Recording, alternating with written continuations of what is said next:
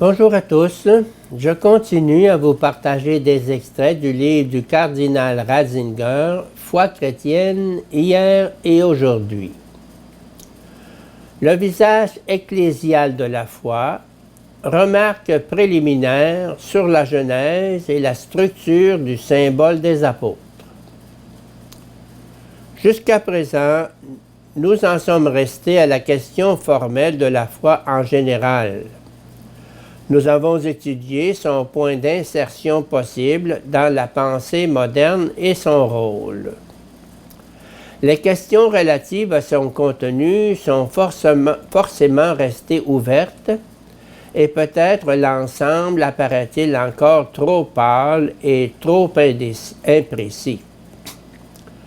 Pour trouver les réponses, il faudra analyser la foi chrétienne dans sa forme concrète, que nous examinerons maintenant à l'aide du symbole des apôtres qui nous servira de fil conducteur. Il sera utile de donner d'abord quelques dates concernant son origine et sa structure.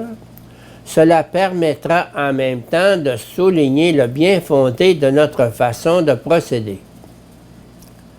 La structure générale de notre symbole s'est constitué au cours des 2e et 3e siècles en connexion avec la cérémonie du baptême. Pour ce qui est de son origine géographique, nous sommes en présence d'un texte romain. Quant au milieu vital où il a pris naissance, il s'agit du culte et plus précisément de la célébration du baptême. La forme fondamentale de ce sacrement est inspirée à son tour par les paroles de Jésus ressuscité, rapportées en Matthieu 28, 19.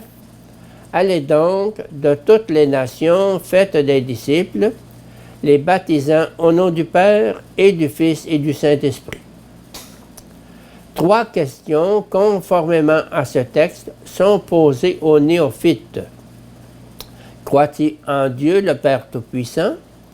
Crois-tu en Jésus-Christ, le Fils de Dieu? Crois-tu au Saint-Esprit? Le néophyte répond à chacune de ces 3 questions « Je crois », et à chaque fois, on le plonge dans l'eau.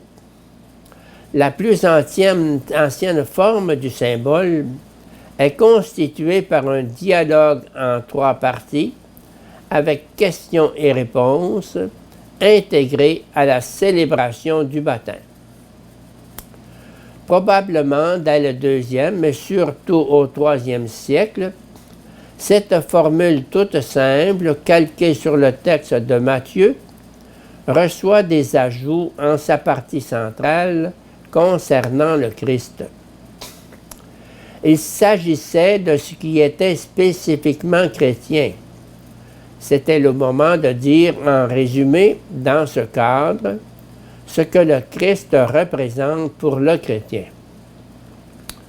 De même, la 3e partie, celle relative au Saint-Esprit, au présent et à l'avenir de la réalité chrétienne, fut explicitée et développée. Au 4e siècle, nous trouvons un texte continu, débarrassé du schéma question-réponse. Le fait d'une rédaction encore en langue grecque laisse supposer qu'il date du 3e siècle, car au 4e siècle à Rome, le latin avait passé définitivement dans la liturgie. Une traduction latine parut bientôt.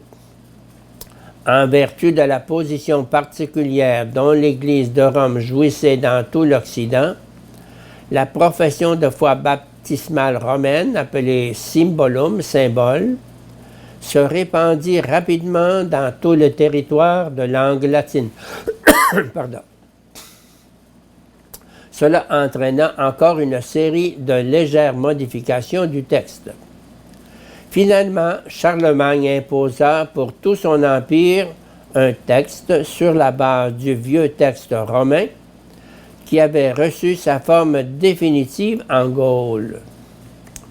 Ce texte fut adopté à Rome au IXe siècle. Dès le IVe siècle, peut-être déjà dès le Ve siècle, peut-être déjà au IVe siècle, s'était créée la légende de l'origine apostolique du symbole, et bientôt, probablement encore au Ve siècle, on en vint à attribuer à chacun des apôtres la composition de l'un des 12 articles que l'on distinguait désormais dans l'ensemble du symbole.